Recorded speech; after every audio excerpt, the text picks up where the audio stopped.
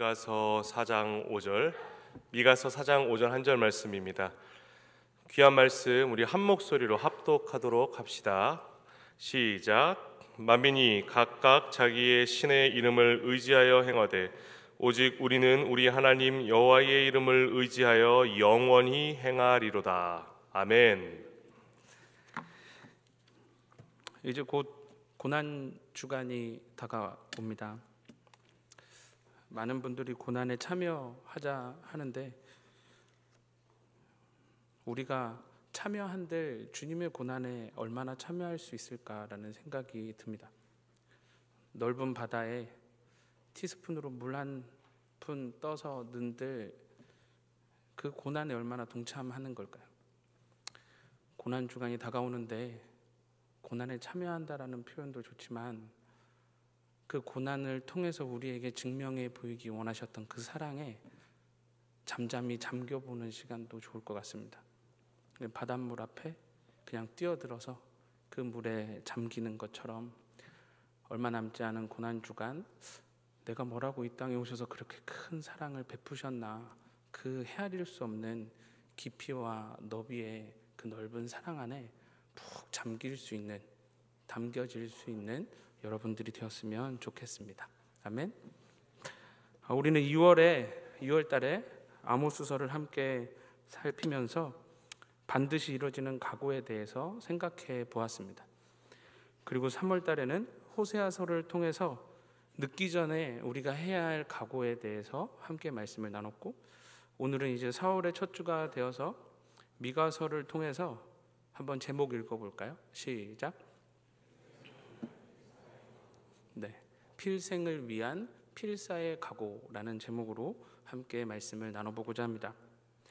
오늘 본문은 성도의 결연한 각오를 우리에게 보여줍니다.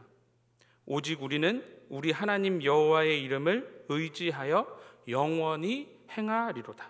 한번 따라해 볼까요? 오직 우리는 우리 하나님 여호와의 이름을 의지하여 영원히 행하리로다. 아멘. 저는 이 본문을 보자마자 한 인물이 생각났습니다. 바로 여호수아입니다. 여호수아 24장을 보면 여호수아가 약속의 땅에 들어가서 각 지파별로 기업을 분배하고 난 후에 모든 백성들을 한데 모아서 마지막 유언과 같은 설교를 하는 내용이 등장합니다. 여호수아는 아브라함으로부터 시작하여 긴 역사의 이야기를 이어갑니다. 아마 여러분들도 다 아시는 이야기일 텐데 한번 눈을 감아도 좋고 대신 졸지는 마시고 구약 성경을 한번 쭉 머릿속에 그려보았으면 합니다. 하나님은 우상을 만들어 팔던 데라의 아들 아브라함을 믿음의 조상으로 선택하셨습니다. 그리고 그에게 아들 이삭을 주시고 그에게서 쌍둥이 아들이 나게 하시고 그 중에 야곱의 12아들의 후손들을 통해서 하나님의 민족을 이루시죠. 그들은 이집트에서 430년의 시간을 통해 하나의 거대한 민족이 되었습니다. 그들은 오래전부터 그리고 오랫동안 히브리인으로 불렸습니다. 여러분, 우리 꼬청에서 지금 제자 훈련하고 있는 성경이 뭐죠? 히브리서입니다. 히브리 뜻이 뭘까요? 리더들은 다 알고 있는데 물을 건너온 자들이라는 의미입니다. 그러니까 이방인이고 나그네, 손님, 객이라는 의미입니다.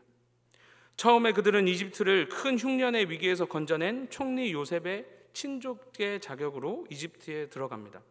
이집트를 큰 위기 가운데 건진 이집트의 영웅의 가족으로 대접을 받았고, 그리고 그들이 하는 일은 바로의 가축을 담당하고 그 바로의 가축들에게 먹일 많은 푸른 풀이 있는 가장 비옥한 땅을 부여받게 되었습니다.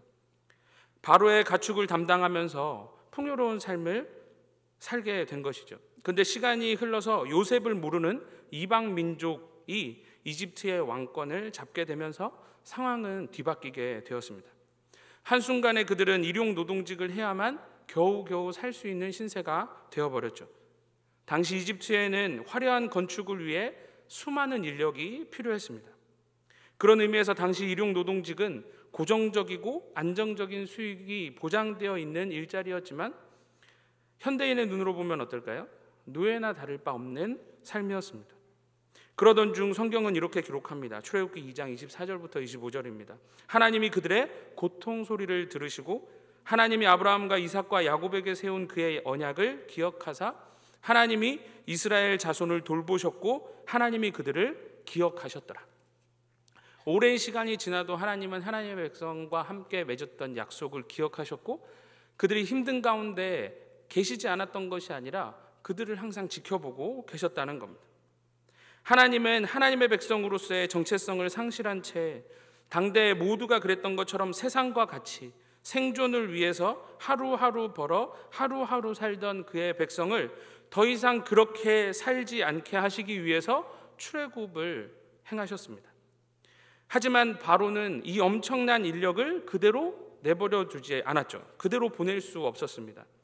더군다나 당시에는 이집트 왕조가 불안정한 상황이어서 이 수많은 히브리인들이 언제 주변 대적들과 손을 잡고 이집트를 공격할지 몰랐기 때문에 더더욱이 보내려 하지 않았습니다.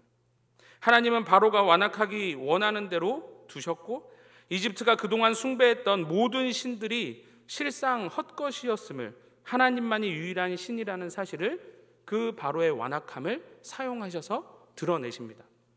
이집트에 내려진 10가지 재앙은 이집트의 신앙, 문화, 그리고 사회 모든 것을 지탱하는 기반이었습니다. 한순간에 그 모든 기반이 아무것도 아니었음이 드러나게 되면서 힘없이 이집트는 무너져 내리게 됩니다. 흑암과 장자 죽음, 9번째 죽음과 10번째 죽음 재앙이 의미하는 게 무엇인가요? 흑암, 태양이 빛을 잃어버립니다. 모든 신들의 아버지라고 여겼던 태양신 라가 아무것도 아니었다라는 게 드러납니다. 장자의 죽음이 무엇을 의미하나요? 그 태양신의 라의 아들이라고 여겼던 바로, 살아있는 바로의 뒤를 이어서 왕이 될 그 바로의 장자가 죽었습니다. 그러니까 모든 것이 아무것도 아니라는 것이 증명되어진 것이죠. 그리고 그 장자의 죽음이 있던 밤 무슨 일이 있었나요? 유월절 어린 양을 문설주에 바른 집에는 죽음이 넘어가는 유월절의 은혜가 있게 됩니다. 그 경고의 메시지를 듣기만 했던 사람들이 살아난 것이 아니죠. 듣고 믿고 그대로 순종한 사람들이 유월의 은혜를 경험하게 됩니다. 그래서 성경을 보면 히브리인들만 이 유월의 은혜와 출애굽의 은혜를 누린 것이 아니죠. 수많은 민족들이, 이집트에 살고 있던 수많은 민족들 가운데 그 하나님의 경고의 메시지를 듣고 믿고 그대로 순종한 사람들은 동일하게 출신 여하를 따지지 않고 구원을 얻게 됩니다. 그 이후에 히브리인들은 광야에서 놀라운 일들을 경험하죠. 여러분들이 다 아시는 겁니다. 홍해가 갈라지고 만나를 먹게 하시고 메추라를 먹게 하시고 반석에서 물을 내시고 불기둥과 구름기둥으로 인도하시고 아말렉이라는 민족과 함께 전쟁할 때 무슨 일이 일어나죠? 기도했더니 태양이 멈추고 이기는 일을 경험합니다. 친히 그들을 공급하시고 보호하시고 인도해 주시는 놀라운 하나님을 생생하게 경험했던 거죠. 그런데 무슨 일이 일어나나요? 그렇게 경험했던 이들이 하나님을 불신합니다. 그래서 어떻게 되죠? 40년의 시간 동안 광야의 시간이 그들에게 주어집니다. 그런데 하나님은 그들의 후손들을 통해서 어떻게 하시죠? 가나안 땅에 이르게 하십니다. 근데 참 신기하죠? 홍해를 건넌 것처럼 요단강을 건너게 하십니다. 하나님만 의지하고 싸울 때 승리하게 하셨던 것처럼 가나안 땅에서 하나님의 말씀대로 순종할 때 놀라운 승리를 경험하게 해주시죠. 똑같은 경험을 하게 해주시는 겁니다. 이 모든 일들을 지난 후에 여호수아가 마지막으로 그 백성들을 모아놓고 얘기하는 거죠. 그들의 부모가 경험한 하나님, 그리고 그들 또한 하나님을 경험했던 그 백성들을 모아놓고 이야기를 하는 겁니다. 여호수아서 24장 전체를 한 문장으로 요약하면 하나님의 말씀을 믿고 순종하면 승리하고 그렇지 않으면 패배한다입니다. 그러니까 이 내용을 뼈저리게 공감하고 있는 그 백성들이 여호수아 앞에 서 있는 것이죠. 하나님은 광야 40년의 시간 동안 하나님의 백성들에게 크게 세 가지를 말씀하셨습니다. 첫 번째, 광야의 시간 전에 있었던 것처럼, 너희가 이집트에 살던 것처럼 이집트 사람들이 사는 모습대로 살지 마라입니다. 두 번째는 너희들이 이 광야 시간 이후에 약속의 땅 가나안 땅에 들어갈 텐데 그 가나안 땅에 이미 살고 있던 그 백성들의 모습도 닮지 말라라고 하십니다. 광야 이전에 이집트의 삶도 추구하지 말고 광야 이후에 약속의 땅에 들어가서 가나안 백성들이 사는 그 삶의 모습도 추구하지 말고 광야에서 나와 동행했던 그 모습 그대로 살아갔으면 좋겠다라고 말씀하십니다. 여러분, 광야에서 이스라엘 백성들이 어떻게 살았나요? 하늘을 보며 살았습니다. 우물 파며 사는 것이 아니라 하나님이 주시는 것 먹으며 하나님 한 분만을 바라보며 하나님 말씀대로 순종하며 살았던 것이죠. 그렇게 살라라고 말씀하셨습니다. 선지서를 보면 여러 모티프가 등장하는데 하나님께서 언제나 돌아오라, 다시 원래의 모습을 회복해라, 예전의 그 마음을 회복해라 라는 이 기준점이 어딘지 아시나요? 크게 두 개입니다. 출애굽할 때로 돌아와라, 너희들이 광야 생활을 했던 때로 돌아와라입니다. 왜 하나님은 그토록 화려한 다윗 왕국의 시절도 있었고 정말 아무것도 부러울 것이 없던 솔로몬 왕국과 같은 시절도 있었을 텐데 왜 하나님은 우리가 생각할 때 척박한 그 광야로 돌아오라고 하시는 걸까요? 어떤 신학자가 이렇게 얘기했습니다. 광야는 하나님과 하나님의 백성들이 누린 신혼기와 같다. 신혼기가 뭔가요? 연애할 때는 가장 좋은 모습만 보여주고 가장 여러 가지 조건이 완벽할 때 이렇게 만나지만 결혼을 하면 어떻게 되죠? 모든 모습을 다 보여주죠. 정말 제대로 된 의미에서 새로운 삶의 지경이 확장되어지는 것입니다. 하나님에게 있어서 광야 그 시기는, 그 40년의 시기는 하나님에게 있어서 하나님이 하나님의 백성들이 하나님을 알도록 모든 것을 열어 보여주시는 시기였고 하나님의 백성들도 하나님 앞에 얼마나 부족한 존재인지 여실없이 드러난 순간이었습니다. 왜 하나님이 그때를 너무나도 사랑하실까요? 그때 하나님과 하나님의 백성은 서로를 너무나도 잘 알고 있었고 서로를 너무나도 사랑하고 서로를 너무 철저하게 의지하고 의존했기 때문이죠. 그래서 하나님은 언제나 선지자를 통하여서 야, 너네들 그 화려한 삶을 추구하지 말고 이때로 돌아와라. 언제? 하나님만 바라보며 살던 그때로 돌아오라라고 이야기하시는 겁니다. 이 모든 시간에 대한 이야기를 끝낸 후에 여호수아가 백성들을 모아두고 이렇게 이야기하는 거죠. 여호수아 24장 14절 15절입니다. 제가 읽어드리겠습니다. 그러므로 이제는 여호와를 경외하며 온전함과 진실함으로 그를 섬기라. 너희의 조상들이 강 저쪽과 애굽에서 섬기던 신들을 치워버리고 여호와만 섬기라. 만일 여호와를 섬기는 것이 너희에게 좋지 않게 보이거든 너희 조상들이 강 저쪽에서 섬기던 신들이든지 또는 너희가 거주하는 땅에 있는 아모리 족속의 신들이든지 너희가 섬길 자를 오늘 뭐하라? 오늘 택하라. 그러면서 여호수아가 뭐라고 얘기하죠? 오직 나와 내 집은 여호와를 섬기겠노라. 그의 이러한 각오, 그의 이러한 고백, 그 각오와 고백 이면에 무엇이 있나요? 지난 시간, 오랜 시간 동안 쌓이고 쌓여 있는 하나님에 대한 경험적 알미, 이 고백과 각오를 가능하게 한 것입니다. 여호수아가 누군가요? 모세의 수종자였습니다. 모세가 장막에서 하나님을 만나고 자신의 텐트로 돌아갈 때 여호수아는 자신이 거할 텐트로 돌아가는 것이 아니라 어디에 있었죠? 하나님의 장막, 그 장막에서 밤을 지새웠습니다. 아말렉과의 전투에서 모세가 산꼭대기에서 기도하고 있을 때 여호수아는 뭐 했죠? 창과 칼을 들고 가장 앞에서 싸우고 있었습니다. 그 싸우는 중에 태양이 멈추는 것을 직접 경험했습니다. 정탐꾼으로 뽑혀 나아간 12명 중에 여호수아가 있었죠. 여호수아에게는 믿음의 눈이 있었습니다.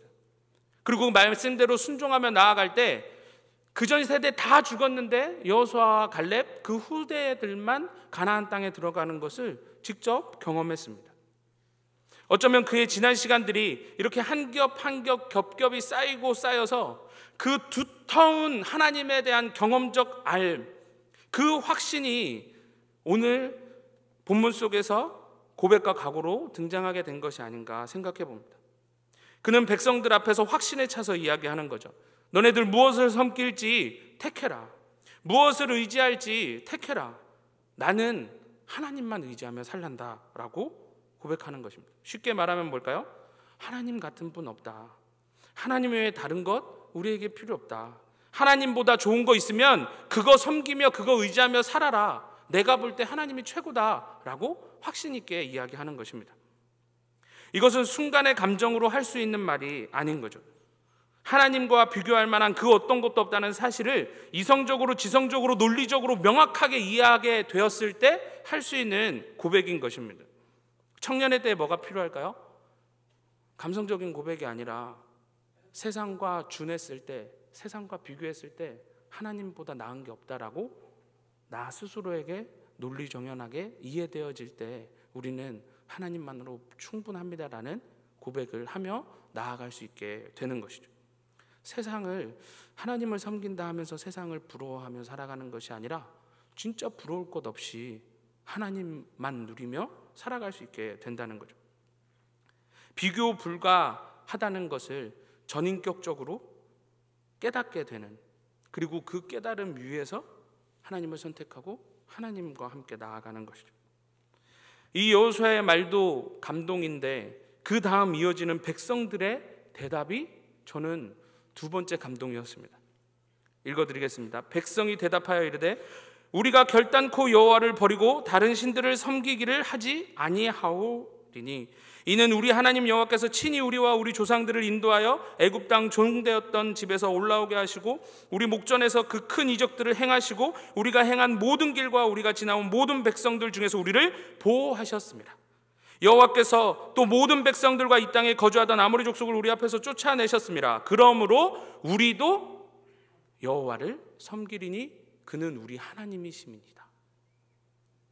여호수아가 했던 고백 못지않게 그 백성들의 고백도 못 들어진 거죠. 어떻게 이렇게 아름다운 대화와 화답이 가능할까요?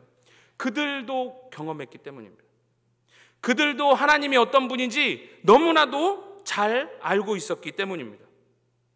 하나님이 어떤 분인지 어렸을 때는 들으면서 컸고 나이가 들어서는 직접 경험하며 살았기 때문에 여호수아와 다를 바 없는 고백을 할 수 있었던 거죠. 그들은 알았습니다. 하나님을 알았어요. 성경에서 알다라는 표현 많이들 들어보시지 않았습니까? 경험적인 알입니다. 남편과 아내가 아는 것처럼 가장 가까운 관계 안에서 알게 되는 특별한 알입니다. 이 알에 반드시 동반되는 순종을 통해서 그런 경험들이 쌓여가는 거죠. 오직 하나님만을 섬기기로 하나님만을 예배하도록 각오하게 한 것, 그것은 바로 이러한 하나님을 알매 이 전제되어 있었기 때문입니다. 이러한 알미 전제된 각오가 존재하던 그때 그들의 모습은 어땠을까요? 성경은 그들은 가장 하나님의 백성다운 모습이었다라고 얘기해요. 여러분, 하나님의 백성이 하나님의 백성다울 때가 어떤 때일까요? 이방인들이 이스라엘 백성들을 볼 때, 하나님을 모르는 사람들이 히브리인들을 볼 때 하나님을 보면 느끼는 두려움과 경외감과 사랑함과 존경함이 마음에서 우러나게 하는 겁니다. 하나님의 백성이 하나님을 정말로 잘 알고 그 하나님의 백성답게 존재할 때 세상은 그냥 똑같은 사람으로 하나님의 백성을 쳐다보는 것이 아니라 하나님의 자녀들처럼 본다는 거예요. 히브리인들 본향이 따로 있는 나그네로 살았습니다. 이스라엘들 하나님이 다스리는 백성으로 살았습니다. 하나님만 섬길 때, 하나님만 의지할 때 성경을 보면 그때 세상은 그들을 보면서 하나님을 볼 때 사람이 느끼는 감정을 느꼈다라고 이야기한다는 거죠. 그들의 모습을 보고 저주하라고 돈을 받은 발람은 오히려 축복을 내립니다.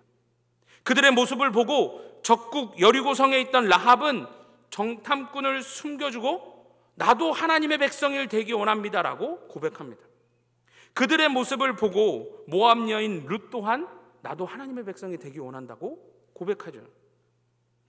여러분, 지금 우리의 모습은 어떨까요? 지금 교회의 모습은 어떤가요? 성도들의 모습은 어떤가요? 하나님이 기억하시는 너무나도 행복했던 그 날, 출애굽과 광야 그리고 가나안 정복의 시간을 통해서 습득되어지고 축적되어진 체험적인 삶을 통해 하나님의 백성이 하나님에게 올려드렸던 그 아름다운 고백이 외쳐졌던 그 날, 그래서 세상 사람들이 그들을 볼 때 하나님을 보는 것처럼 보고 하나님을 볼 때 느꼈던 그 감정을 느끼게 했던 그 멋진 하나님의 백성으로서 하나님 앞에 서 있던 그 날, 여러분 원박이 아시나요?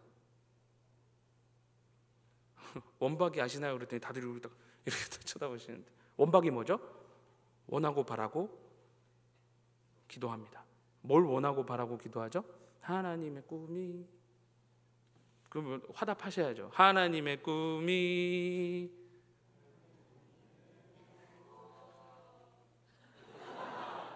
예수님의 성품이 성령님의 권능이, 원박이 원하고 바라고 기도합니다. 우리는 이렇게 고백한단 말이죠. 하나님의 비전이 나의 꿈이 되고 예수의 성품이 나의 인격이 되고 성령님의 권능이 나의 능력이 되기 원합니다라고 말은 하는데, 실제로 여러분들을 볼 때 세상 사람들이 하나님을 보는 것처럼 하냐고요. 선지자들의 시대를 연구하다 보면 한 가지 특징이 발견됩니다. 명목상 하나님의 백성 이스라엘은 자신들이 하나님을 생각하는 것과 같이 세상으로부터 대우를 받았다는 거죠. 하나님을 경외하고 하나님을 사랑하고 하나님을 두려워하면 백성들이, 이방인들이 하나님의 백성을 그렇게 똑같이 생각합니다. 그런데 하나님의 백성이 하나님을 호세아 때 말했죠. 만홀히 여기면, 하나님은 아무것도 할 수 없는 존재인 것처럼, 하나님은 존재하지 않는 것처럼, 하나님은 나를 위해 아무것도 할 수 없는 시시한 분으로 이해하면, 그 이해 그대로 이방인들이 하나님의 백성을 이해합니다. 무슨 일이 일어날까요? 세상에서 부끄러움과 수치를 당하게 되는 일을 종종 경험하게 되는 거죠. 오늘 본문에서 발견되는 각오도 그때 그들이 했던 각오와 다르지 않습니다. 토시 하나 다르지 않습니다. 오직 우리는 우리 하나님 여호와의 이름을 의지하여 영원히 행하리로다 라고 백성들이 고백합니다. 저는 이 각오를 오늘 설교 제목인 필생을 위한 필사의 각오라고 칭했습니다. 무슨 뜻일까요? 반드시 살기 위해 죽기를 각오하고 힘을 다해야 할 것. 그냥 이 땅에서 먹고 사는 생존의 부분이 아니라 하나님의 백성답게 살기 위해, 반드시 하나님의 백성답게 살기 위해 우리가 죽기로 각오하고 힘써야 하는 것. 그들이 살기 위해서는 생존이 아니라 하나님의 백성다운 삶을 회복해야 했던 것입니다. 그들은 필생을 위해서 어떠한 각오가 필요했던 것이죠. 왜냐하면 북이스라엘은 눈앞에서 망했고 아수르의 칼과 창의 끝이 남유다를 향하고 있었기 때문입니다. 그 시절에 미가가 사역을 했어요. 지난 3월에 호세아에서 반복되는 말이 뭐였나요? 알아라 알아라 알아라입니다. 왜 이렇게 알라를 강조하죠? 알아야 백성답게 살 수 있는데 모르니까 너네들이 지금 이렇게 밟히는 삶을 사는 거다라고 말하는 거죠. 오늘 미가에서 반복되는 말은 뭘까요? 들어라 들어라 들어라입니다. 미가는 과거에 이토록 아름다운 하나님에 대한 고백을 하고도 시간이 지나서 하나님이 아닌 세상을 추구하고 세상의 것을 마음 가득 채우고 세상을 따르고 세상을 담기 위해서 살아가는 그 남유다 백성들에게 들으라고 목 놓아 외치는 것이죠. 호세아서에서 알라라는 외침은 백성들의 삶 가운데에서 돌이키게 하는 외침이었습니다. 모든 것이 하나님으로부터 왔다는 것을 깨닫고 내 것인 양 살지 않고 하나님의 선하심을 알고 그의 변함없는 사랑을 알고 그리고 이 세상의 추악함과 비루함을 바로 알아서 하나님에게 더 이상 멀어지지 않고 하나님에게 돌아가게끔 하는 삶이었습니다. 그런데 여러분, 이것은 단순히 방향의 전환을 의미하지 않습니다. 그냥 이렇게 돌아서는 것만 의지하지 않아요. 돌아오다라는 말은 원어상 도달하다입니다. 이렇게 가다가 돌아서는 게 아니라 돌아서서 내가 붙어 있어야 될 곳에 도착하는 것까지가 돌아가는 것입니다. 그래서 뭐 하라고요? 얽매이는 것을 끊어내고 죄된 것을 끊어내고 하나님에게 도달하는 것, 이것이 하나님을 아는 것이고 하나님에게 돌이키는 것이죠. 오늘 미가서에서 들으라라는 외침은 백성들의 삶 가운데 행하라라는 열매를 위한 외침입니다. 쉐마 이스라엘, 들어라 이스라엘의 원래 의미는 듣고 끝나는 것이 아니라 들었으면 들은 대로 행하라라는 명령인 거죠. 너희가 정녕 하나님의 말씀을 들었다면 그 들은 대로 행하는 삶의 열매를 맺으며 살아가라는 겁니다.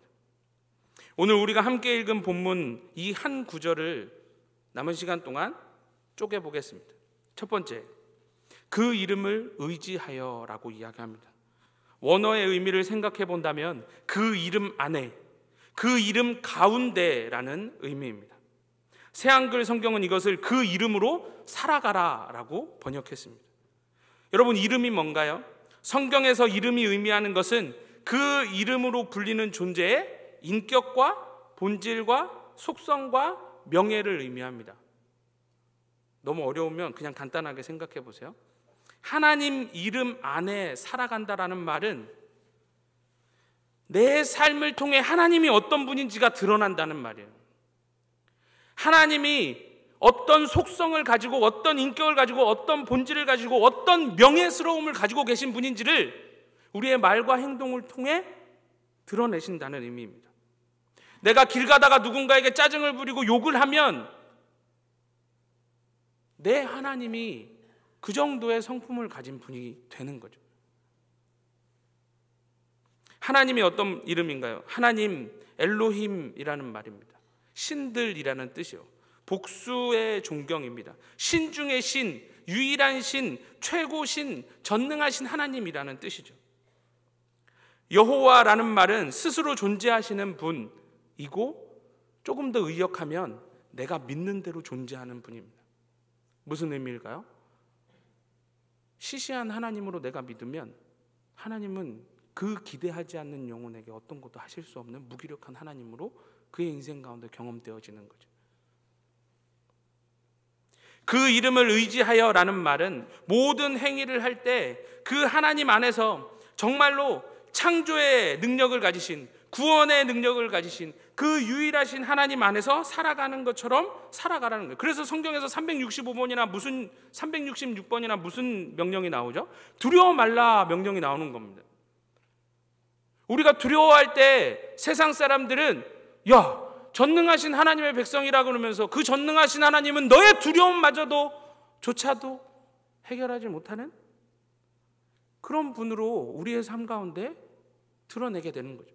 그래서 하나님은 두려워 말라, 또 염려하지 말라, 또 안심하라 하시는 겁니다. 왜요? 전능하신 하나님 안에 우리가 살아가기 때문이죠. 그 이름으로와 관련된 당시에 문제가 있었습니다. 첫 번째, 왕들은 하나님의 이름으로라고 외치면서 정작 자신의 유익을 위해서 백성들을 착취했습니다. 종교 지도자들은 하나님의 이름을 위한다고 하지만 돈 때문에 율법을 가르쳤고요. 선지자들은 하나님의 이름으로 돈을 받고 거짓 평화를 외치던 시대였습니다. 왕과 종교 지도자들과 선지자들이 하나님의 이름으로 살아간다고 하지만 이들의 공통점이 뭔가요? 하나님 이름 안에 거하지 않는 삶을 살았던 것이죠. 하나님이 아닌 세상 사람들과 똑같은 자기 이익, 뇌물, 돈 이런 것 중심으로 살았다는 것입니다. 하나님 이름 안에 살아간다는 것은 그 하나님 안에 하나님의 이름에 어울리게 그분의 뜻대로 살아간다는 것을 의미해요. 당시 시대상은 호세아, 아모스 그리고 이사야에 담겨 있습니다. 속임수, 절도, 탐욕, 방탕, 억압, 위선, 이단, 불의, 강탈과 거짓말과 살인. 이게 이방인들에게 있었던 게 아니라 어디에 있었다고요? 하나님의 백성 안에. 이걸 우리의 삶에 적용해 볼까요? 여러분들은 말과 행실이 동일한가요? 여러분들은 불로소득을 추구하지 않으십니까?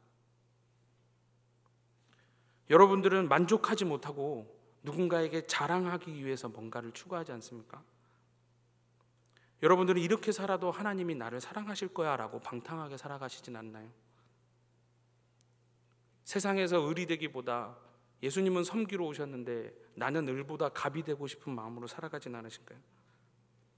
교회와 세상의 모습이 다른 그런 삶을 살아가진 않으신가요?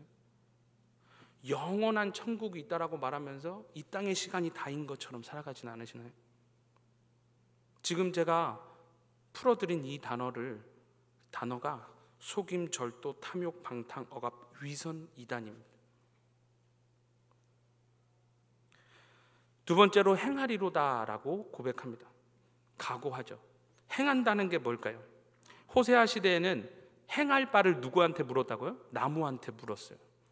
생명과 영혼이 없는 것에게 질문합니다. 내가 이 상황에 무엇을 해야 하는가? 우리가 살고 있는 시대와 닮았다고 말씀드렸죠. AI한테 물어보고 네이버하고 구글한테 내 선택권을 넘겨주는 것. 미가서 4장 2절에서는 이렇게 이야기합니다. 오라 우리가 여호와의 산에 올라가자. 야곱의 하나님 전에 이르자. 그가 그의 도를 가지고 우리에게 가르치실 것이니라. 우리가 그의 길로 행하리라 하리니 이는 율법이 시온에서부터 나올 것이요 여호와의 말씀이 예루살렘에서부터 나올 것이다 라고 선포합니다. 어디에 가서 물어야 한다고요? 하나님에게 가서 물어야 되는 거예요. 여러분, 하나님의 백성들은 하나님에게 물을 수 있는 사람들입니다. 시온과 예루살렘 공통점이 뭔지 아시나요? 시온에는 다윗성이 있었습니다. 예루살렘에는 성전이 있었죠. 이 둘의 공통점이 있습니다. 뭐냐면 하나님이 임재하시는 곳이라는 말입니다. 여러분들의 인생 가운데 하나님의 임재가 있는 그곳이 여러분들의 삶 가운데 있는지 돌아봐야 한다는 거죠. 그래야 그곳에서 내가 무엇을 행해야 하는지를 하나님으로부터 받을 수 있기 때문입니다.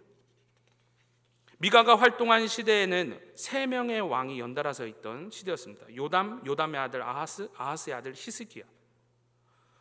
여러분, 당시 시대적 상황은 북이스라엘이 눈앞에서 망했어요.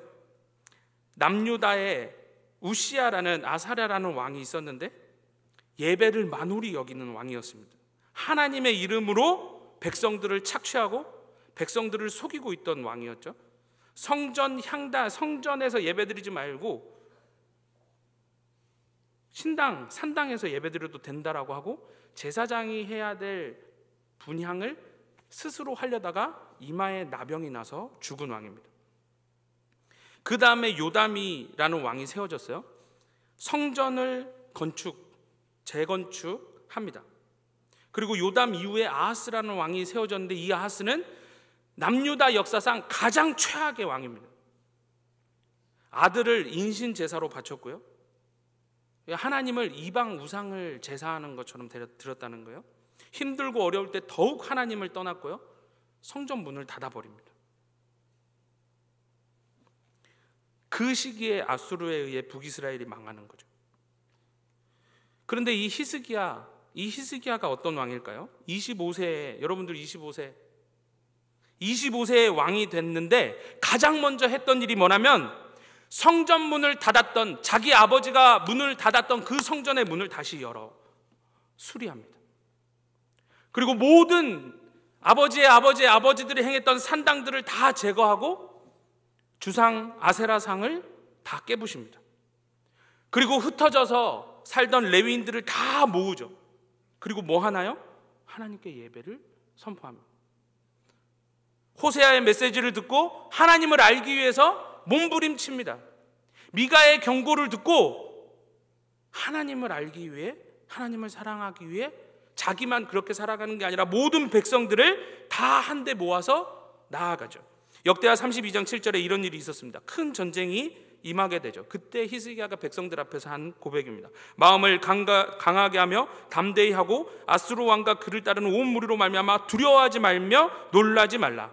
우리와 함께 하시는 이가 그와 함께하는 자보다 크니 그와 함께하는 자는 육신의 팔이요 우리와 함께하시는 여호와시라. 반드시 도우시고 우리를 대신하여 싸우시리라. 백성들이 다시 힘을 얻고 나아갑니다. 그래서 무슨 일이 일어나냐면 북이스라엘을 멸망시켰던 아수르가 남유다를 치러 왔다가 뿔뿔이 뿔이 흩어져서 도망가는 일이 일어나는 거예요. 역대하 32장 23절에 히스기야에 대해서 이렇게 이야기합니다. 이후부터 히스기야가 모든 나라의 눈에 존귀하게 되었더라. 언제 하나님의 백성이 이 세상 가운데 우리가 오랫동안 잃어버렸던 존귀함을 회복할 수 있다고요? 하나님의 백성답게 살 때입니다. 히스기야는 미가의 경고를 듣고 귀로 흘려버리지 않고 그 말대로 행했습니다. 그게 지금 백성들이 듣고 나도 그처럼 행하겠다라고 고백하는 것이죠. 세 번째는 행하는데 어떻게 행한다고요? 영원히 행한다라고 이야기합니다. 여러분, 그리스도인들에게 오늘은 영원 속에 있는 오늘입니다. 세상에서 내 맘대로 살다가 죽으면 천국 가서 영원히 시작되는 영원이 아니라 우리는 이미 천국 시민권을 가지고 하나님의 백성으로서 이 세상에서 사는 이 오늘이 영원에 속한 오늘이라고요.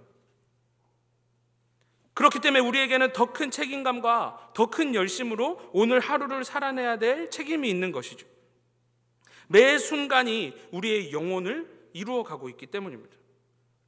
그래서 미가는 6장 8절에서 오직 정의를 향하고 인자를 사랑하고 겸손하게 하나님과 동행해라 라고 이야기를 하죠. 하나님의 이름을 의지해서 말로만, 귀로만, 감정적으로만 아멘 하는 게 아니라 정말로 그대로 살아가는 거예요. 히스기야처럼 살 때 무슨 일이 일어난다고요? 존귀 여김을 받게 되는 거예요. 말씀을 정리하도록 하겠습니다. 미가는 여느 선지자들처럼 안타까움을 토로합니다. 미가의 가장 큰 안타까움은 7장 2절에 담겨 있습니다. 경건한 자가 세상에서 끊어졌다. 정직한 자가 사람들 가운데 없다. 무슨 말인가요? 하나님의 백성을 이 땅에서 찾을래야 찾을 수가 없다라는 의미입니다. 아모스 버전이 뭔지 아시나요? 이 땅에 누가 참된 예배자인가? 호세아 버전은 뭔지 아시나요? 누가 이 땅에서 하나님을 알기 위해서 몸부림치는가? 미가 버전은요? 누가 귀를 기울여 들을까? 이 시대에 사역했던 이사야는 이렇게 이야기합니다. 누가 나를 위해 갈까? 그때 우리 모두 이렇게 고백할 수 있었으면 좋겠습니다. 주님, 우리가 예배하고 알기 위해 힘쓰고 귀 기울여 들으며 하나님의 백성다운 삶을 살기로 각오하겠습니다.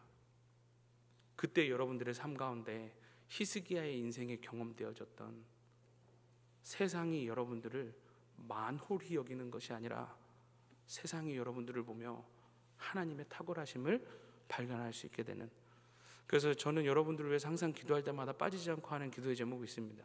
주님, 우리 청년들이 어딜 가나 사랑받게 하시고 존귀 여김을 받게 해주십시오. 어떻게 살 때? 백성답게 살 때 존귀 여김이 회복되는 것입니다. 사랑하는 꼬청 여러분, 바라기는 이 참담한 세상 속에서, 시대 속에서 청년 크리스찬으로 살아가는 꼬청이 되었으면 좋겠습니다. 그 이름으로 영원히 행하는 자, 이 길 각오하는 은혜가 저와 여러분들 마음속에 있었으면 합니다. 그런 자들에게 약속된 것만 말씀드리고 마치겠습니다. 하나님이 들으십니다. 그냥 들으시는 게 아니라 7장 7절에 보면 귀 기울여서 들으십니다. 무슨 뜻일까요? 항상 여러분들을 향해 귀 기울이신다는 것입니다. 두 번째는 8절, 엎드려져도 다시 일어납니다. 동일하게 8절, 어두운 데에 있어도 여호와께서 빛을 비추어 주십니다. 9절, 마침내 나를 인도하사 광명에 이르게 하십니다. 들으시고 일으켜 세우시고 길을 찾게 하시고 그리고 여러분들에게 허락하신 비전을 이루게 하십니다. 이 은혜가 여러분들에게 있길 간절히 소망합니다. 아멘. 여러분, 미가의 이름의 뜻이 뭘까요? 누가 여호와 같겠느냐입니다. 누가 여호와 같겠느냐? 누가 한 말이죠? 여호수아가 한 말입니다. 하나님 같은 분 없다. 여러분들의 입술에서도 누가 여호와 같겠느냐라는 하나님이 그 옛날 들으시면서 가슴 설레이셨던 그 고백을 이 시대에 할 수 있는 우리 모든 청년들이 되었으면 좋겠습니다. 아멘. 아멘. 이 시간에 함께 찬양하기 원하는데요. 찬양팀들 앞으로 나오시나요?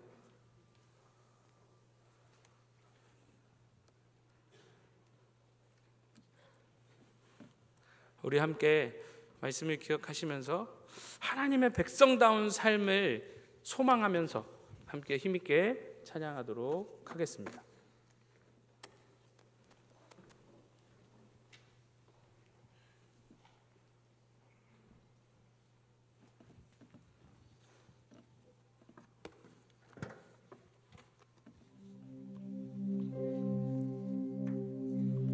그가 우리를 향해 걸으신다.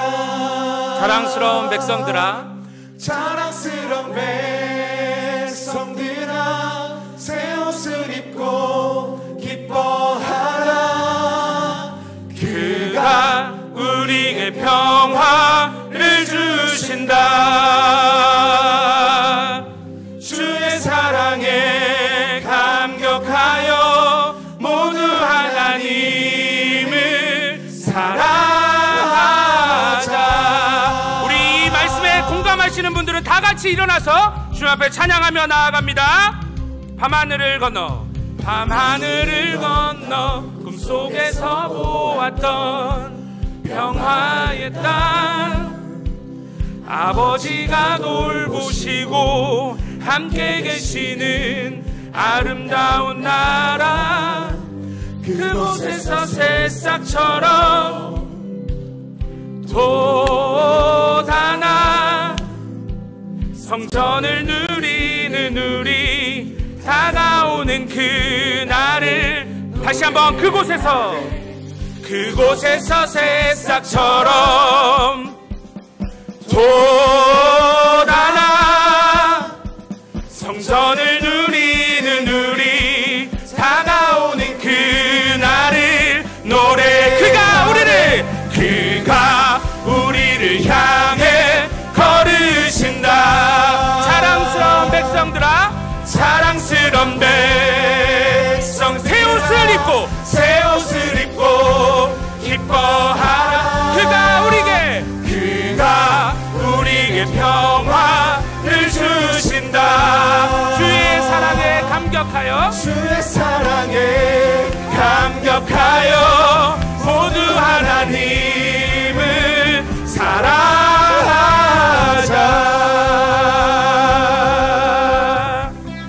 우리 처음부터 고백해 봅시다. 밤하늘을 건너, 꿈속에서 보았던 평화의 땅, 아버지가 돌보시고 함께 계시는 아름다운 나라, 그곳에서 새싹처럼 돋아나 성전을 누리는 우리, 다가오는 우리 믿음으로 선포하며 나갑시다. 그가 우리를 향해 걸으신다. 자랑스러운 백성들아, 새 옷을 입고 기뻐하. 그가 우리에게 평화를 주신다. 아멘 아멘. 주의 사랑에 감격하여 모두 하나님을 사랑하자. 한없이 기뻐하는 무리 사이로 주의 영광이 비춰오니,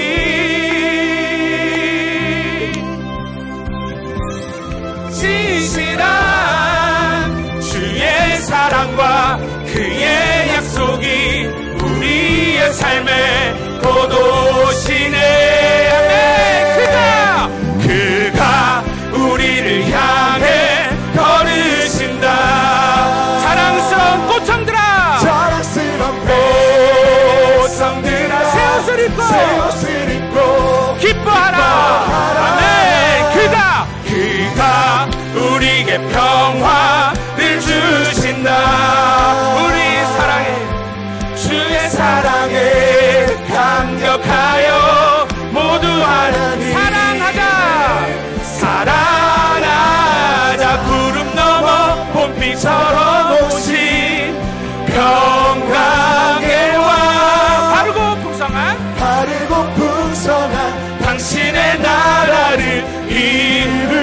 고청 안에 이루어 주시옵소서.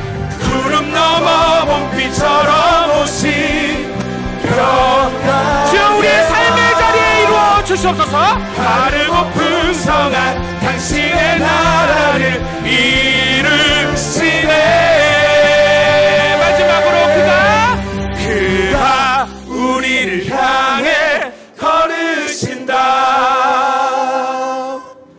자랑스런 고청들아 모두 하나님을 사랑하자. 아멘. 우리 시간에 함께 기도했으면 좋겠습니다. 여러분, 여호수아의 백성들이 했던 그 고백, 미가의 메시지를 듣고 외쳤던 그 고백을 오늘 이 자리에서 함께 합시다. 따라해 보실까요? 우리는 우리의 하나님 안에서 영원히 행하리로다. 오늘 이 시간에 기도하실 때 하나님, 다시 하나님 안에 거하게 하여 주시옵소서. 주여 아버지, 내가 들었다면 이제는 행하게 하여 주시옵소서. 주여 영원을 품고 오늘을 살아내게 하여 주시옵소서.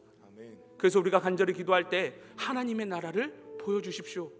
내 삶에 하나님이 쉬지 않고 이루고 계시는 그 하나님의 나라를 내 눈을 열어 보게 하여 주십시오. 그래서 그 하나님의 나라의 그 영광 때문에 이 땅이 지옥과 같을지라도 하나님과 함께 천국을 함께 만들어가는 우리의 삶이 될 수 있게 달라고 우리 시간에 먼저 합심해서 주여 한번 부르시고 기도하며 나아갑시다. 주여! 하나님 아버지, 주께서 사랑하시는 우리 귀한 청년들이 하나님 아버지 믿음의 고백을 하며 나아갑니다. 주님을 사랑하자라고 함께 고백하며 나아갑니다.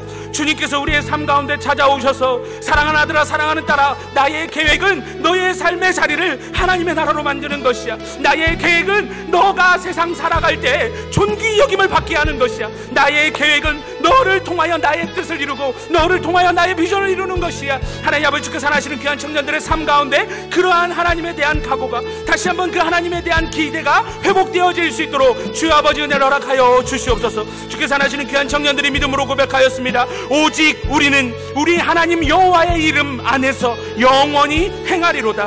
하나님 아버지, 하나님 없는 것 같이 살지 않게 하여 주시옵소서. 하나님을 드러내며 살아가는 복된 인생이 되게 하여 주시옵소서. 들었다면 이제는 행하게 하여 주시옵소서. 감정적인 고백이 아니라 내 삶에 이해되는 고백이 이루어질 수 있도록 도와주시옵소서. 영원을 품고 순간을 살게 하여 주시옵소서. 이 땅의 것이 다인 것처럼 살지 않게 하여 주시옵소서. 하나님 아버지, 히스기야를 내 마음에 새기고 여호수아를 내 마음에 새깁니다. 듣고 행했던, 믿음으로 순종했던, 그래서 세상 살며 존귀 여김을 받았던 하나님 아버지 그 인생이 하나님 우리 모든 고청의 삶이 되길 간절히 원합니다. 하나님 아버지, 우리가 함께 박수치며 찬양했던 그 고백을 주여 기억하여 주시옵소서. 하나님을 알기에, 하나님을 예배하기에, 하나님만을 의지하고 섬기기에 아버지 부족함 없는 청년의 때가 되게 하여 주시옵소서. 하나님만을 사랑하겠노라 고백하였습니다. 하나님만 사랑하며 살겠노라 고백하였습니다. 내 눈에 다른 것에 마음이 빼앗기지 않게 하시고 하나님의 세상 살면서 혼란하지 않고 하나님 아버지 두려워하지 않고 하나님 아버지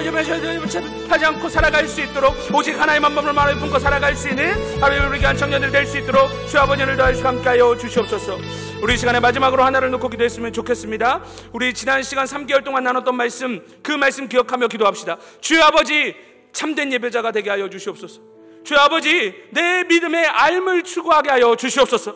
그리고 아버지, 내가 들었다면 돌이키게 하시고 영원을 꿈꾸며 하나님의 나라를 위해서 살아가는 하나님의 사람들, 히스기야 같이 존귀 여김을 받고 여호수아처럼 하나님을 두려워하게 하는 복된 인생이 될 수 있게 해달라고 우리 시간에 주여 내가 여기 있나이다 나를 써달라고 우리 시간에 간절하게 주여 3번 부르시고 기도하며 나아갑니다. 주여, 주여, 주여.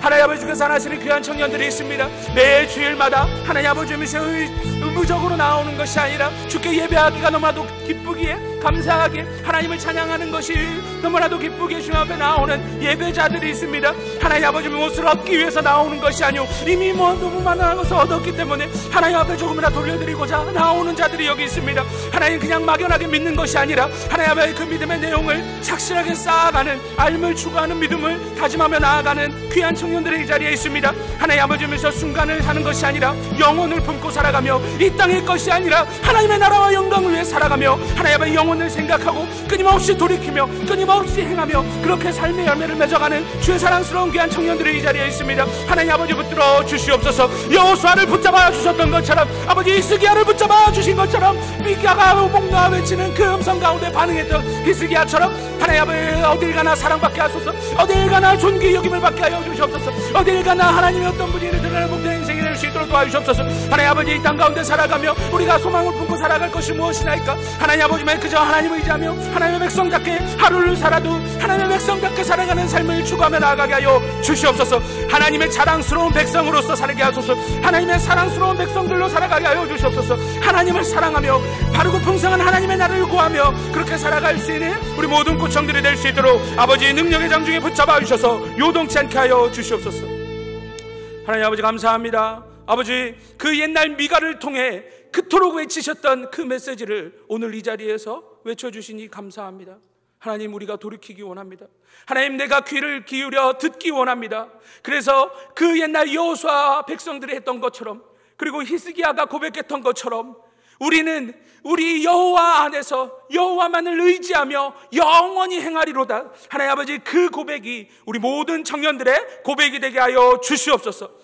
그래서 이 세상 가운데 살아가는 동안 어딜 가나 사랑받고 존귀 여김을 받는 본도 백성 될 수 있도록 도와주시고, 어리석은 자를 옳은 길로 인도하는 복된 인생 될 수 있도록 도와주시고, 하나님의 탁월함을 드러내는 복된 인생 되어질 수 있도록 하나님 아버지 우리의 삶 가운데 함께하여 주시옵소서. 우리가 하나님을 선택한 것이 아니라 하나님이 우리 한 사람 한 사람을 선택하여 부르신 줄 믿습니다. 그렇게 살아가는 삶, 나에게 살라고 주어진 삶이 아니라 하나님께서 되게 하시겠다라고 약속한 삶임을 믿음으로 고백하며 나아갑니다. 하나님 바라보며 나아가게 하여 주시옵소서. 그래서 우리의 삶 가운데 내 삶을 이루어 가시는 그 멋진 하나님과 동행하며 그 하나님이 이루어 가시는 복된 삶을 살아가는 우리 모든 자랑스러운 꽃청들, 하나님을 사랑한다 고백하며 하나님 외에 다른 그 어떤 것도 나를 만족할 수 없다라고 당당히 고백하며 선포하며 나아가는 복된 청년들 되게 하여 주시옵소서. 감사합니다. 사랑합니다. 예수님 이름으로 기도드립니다. 아멘.